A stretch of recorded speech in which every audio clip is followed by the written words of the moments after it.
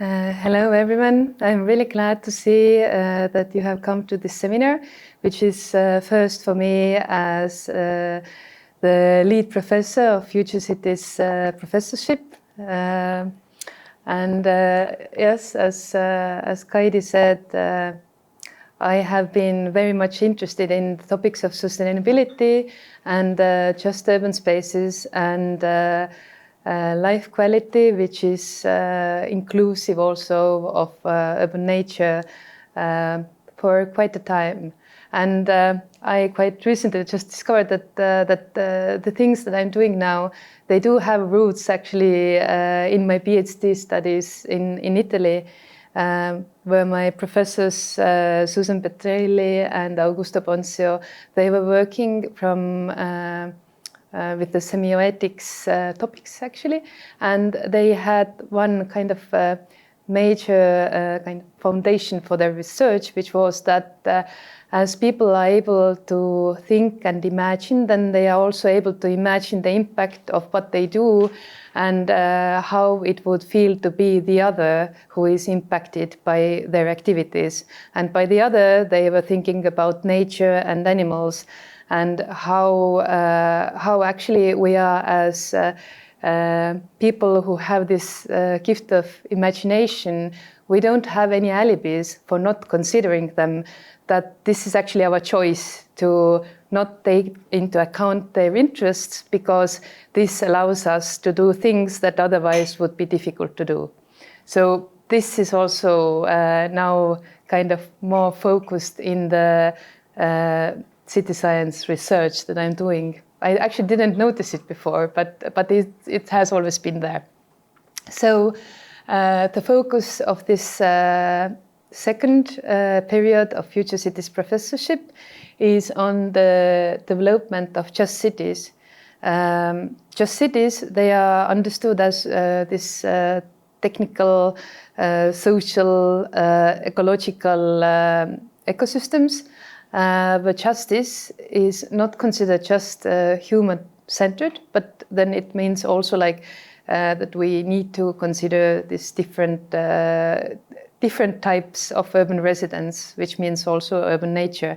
Because if we design the cities in a way that it is just human-centric, it means that we as humans are not able to live there either if there is no greenery, no bumblebees, no nothing. There will be no flowers.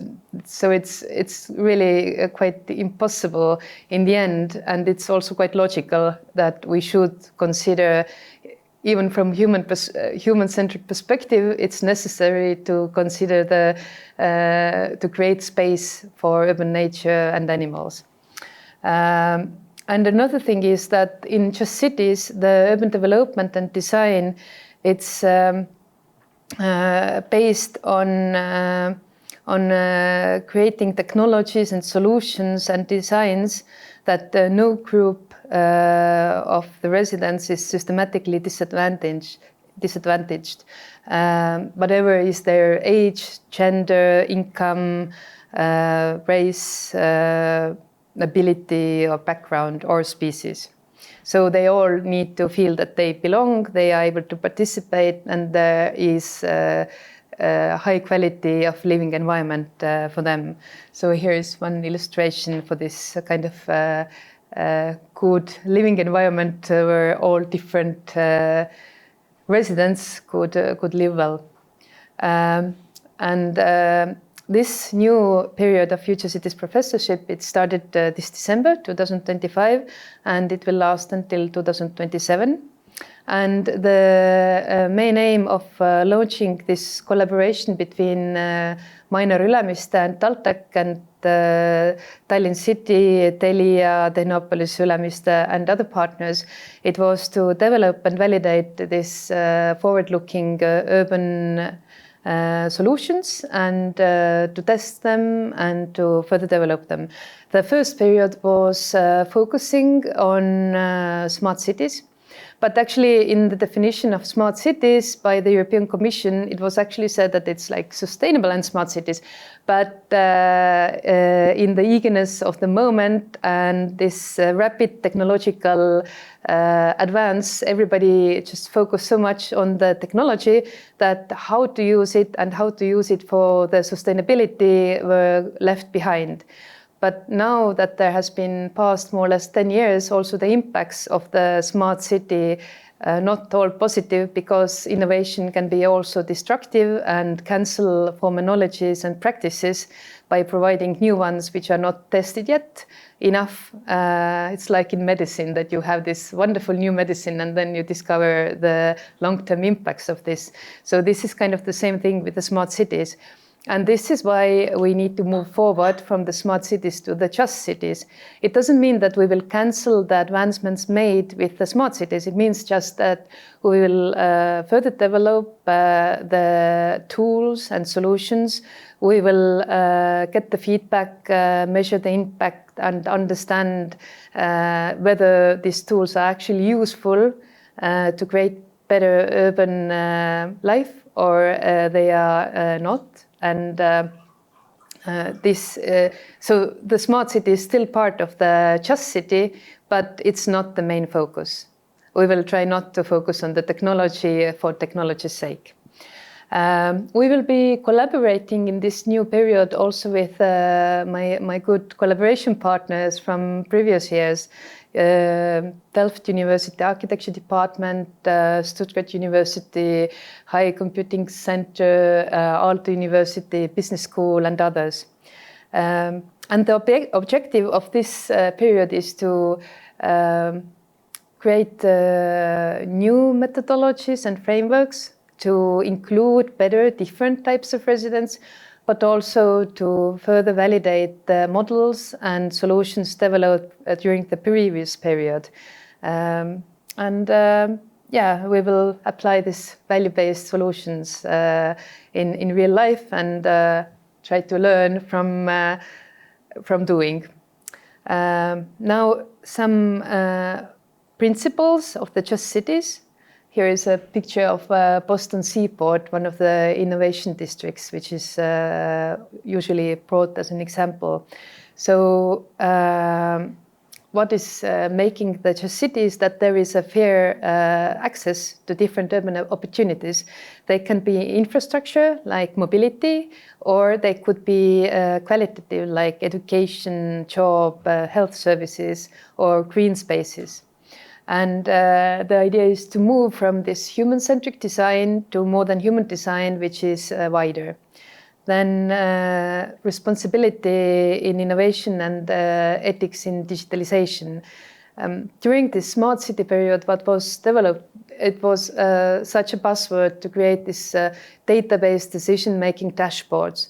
But what was not looked into as much as would be necessary is like who is represented by this data, who is left out.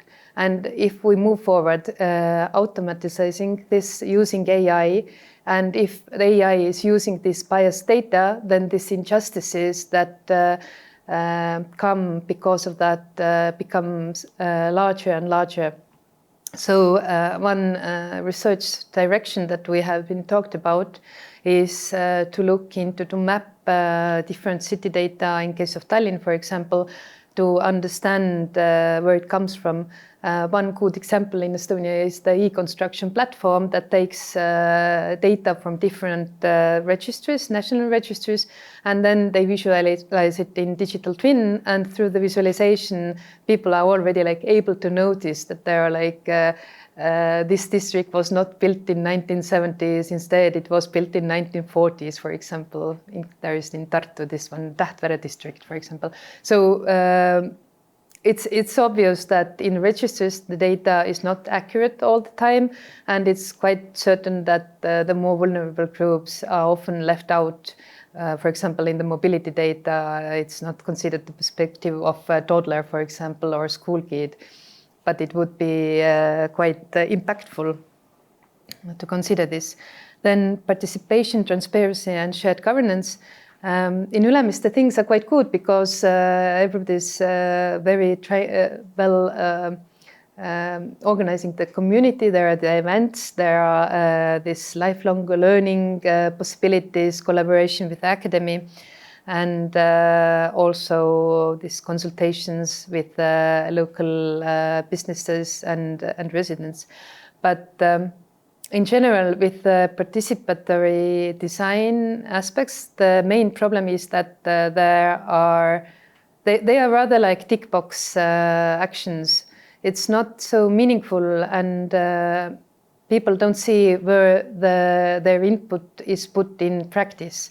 And this is actually where this tactical urbanism can recreate the trust between urban developers and or city government and citizens, because with tactical urbanism it's possible to do these little interventions and people see that yes, we gave this input and now it is tested and now we can go and see, and our time and our input is valued. Then long-term socioeconomic resilience, quite many things that would be done in the framework of just cities, it wouldn't give you immediate impact. Some things would have a long-term impact, so you need to be patient to kind of understand that it works. Then culture, identity and belonging, especially the framework of New European Bauhaus with its three values, sustainably, beautifully together. These are actually very important to create this feeling proudness of your district and connecting people who live in certain district or even like work in innovation district like Ülemiste. Why should actually the innovation districts and business districts consider developing a just urban space? Well, it's because it will give back through higher talent attraction and retention. The businesses that come here, their workers would be happy with the work environment and not just the office space, but also the district in general. There is strong innovation spillovers because if you have diverse people working in the same district and they have a good public space, then they will have these accidental meetings in cafeterias, in different service providers, and they will talk. And from this talk, what comes out could be interesting collaborations and innovative solutions. Then improved reputation and global competitiveness. There are several very well-known innovation districts, like 22 at Barcelona, Boston Seaport, Sydney's MPID, Helsinki's Arabian Ranta, and they are very strongly developing this. They have this vision of integrating community, culture, ecology, mixed use, vibrancy. It's not only just clustering companies, but it's creating this vibrant environment for them where they would like to be and where their communities would like to be. Ülemiste actually has quite good basis to develop just urban space, because Ülemiste has been creating the tools that we could further use and further develop. Some things, of course, are also connected with the collaboration of the city of Tallinn, like this new transit connections, these new tram lines that hopefully will be soon working here. The mobility innovations, they also tested this tactical urbanism with cycling, with the bicycle roads, and now they have membership in cycling strategy, national cycling strategy. And also there are now some NGOs located in Ülemiste. And there is this unique dashboard project about environmental sensing. And also the green city or green campus visions that Ülemiste has to become car-free by 2030. And also providing data from the campus and also to the companies about the resources consumed by the rented spaces. And they also have this lab for green initiatives that I think we would really love to use during this period of Future Cities Professorship. And the strength of Ülemiste to develop just urban space is that it's a whole district. To have actually an impact, you need to have this district level planning. If you just create like little neighborhood of 2 houses. Well, it's good, but it makes much more sense to have a larger neighborhood. And Ülemiste still has a lot of hectares to be developed, so there is room for applying this Just City vision. Ülemiste just celebrated 20 years of collaboration with universities. So the close collaboration with different research institutions in Estonia is definitely an asset. Strong brand and highly educated workforce and visionary leadership, which is open to experimentation, it has been very supportive. Even like the ideas that, as with the Just City development, that don't sound right away economically beneficial, are not rejected, but are looked into. And yes, this previous success of Ülemiste testing tactical mobility projects. And yes, the kind of inner motivation to do it would be that Ülemiste needs also to differentiate from other Baltic and Nordic business hubs. Yeah, so it's also quite clear that leading innovation companies like IBM, Cisco, Siemens, and others, they are looking for places where the values of the company are also applied in the environment where they are located. So diversity, equity, and inclusion are important, as well climate adaptation and ecological responsibility, accessible and healthy and interesting workplaces, ethical technology and responsible AI, community building and engagement, and sustainable mobility and low carbon campuses. This is now an example of Siemens Stadt Square. So they have been using different materials that are reused. They are focusing on walkability. They are trying to create green corridors and so on. Yeah, so just urban development, it can be actually a competitive strategy. It will help with innovation performance, international visibility. It will actually create higher rent value as well and satisfied companies who have headquarters in this kind of campus. And also it's easier for them to get the workers who would like to work for companies that have the similar values as they have. Yep, and also the companies actually are seeking places and locations where it's easier for them to fulfill their own goals in environmental, social, and governance, and diversity, equity, and inclusion. So thank you very much for listening, and looking forward to hear the other presentations.